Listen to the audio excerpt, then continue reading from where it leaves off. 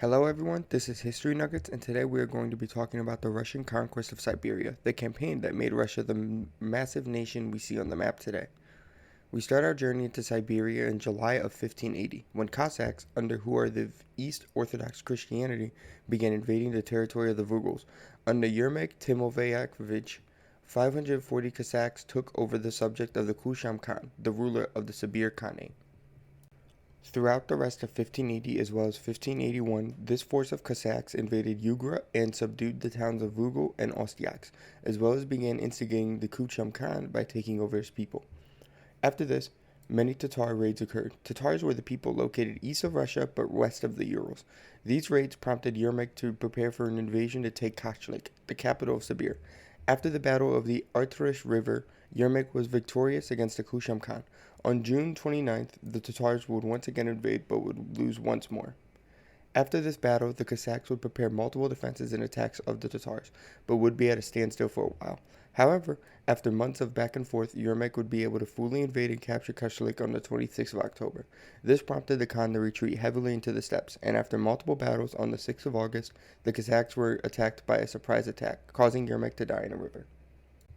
After this battle, the Russians would return, establishing multiple forts as well as overseeing the Khan to unite multiple Tatar tribes, but would not be able to catch him. In August of 1598, the Khan was defeated at the Battle of Urman in the Ob River, and the Siberian royal family minus the Khan was captured, where they remained as hostages in Moscow. The Khan, after the capture of his family, read the wall and retreated deep into the Nogai horde in southern Siberia. After attempts of contact with the Tsar would deny the Khan every attempt at communication.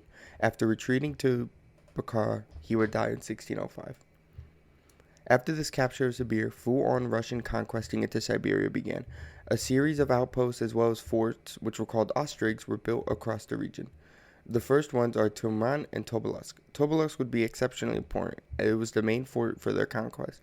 More forts would be built across the region, of those to the north and the south mainly. In 1600, Mangazeya was built. It would be the next main fort for expeditions.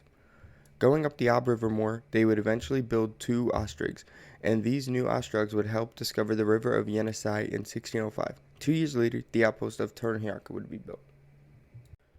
With this in mind, the Russians in 1639 would reach the Pacific Ocean, gaining several millions of kilometers of land in just 50 years. With this reaching of the Pacific Ocean, the Russians would encounter Jing artillery at borders, prompting multiple border conflicts, which the Russians would lose, keeping them out of Manchuria for the time being. All of this territory eventually became stable in the early 1800s, prompting Russia to go across the Bering Strait into modern-day Alaska, where the Russians would find Russian Alaska in 1725 by Russian navigator Vitus Bering.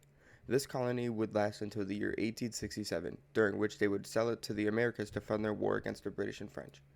The colony of Alaska was founded upon many fur-bearing animals, eventually founding the maritime fur trade, causing lots of fighting to occur within Alaska by the native Aleuts. The first official settlement was in Three Saints Bay, founded on the name Three Saints Harbor. All in all, that is just the Russian conquest of Siberia and how it gained so much territory so quickly, at first, just by skirmishes against one Khan, all the way into the largest nation we see on the map today. This is History Nuggets. Thank you for watching.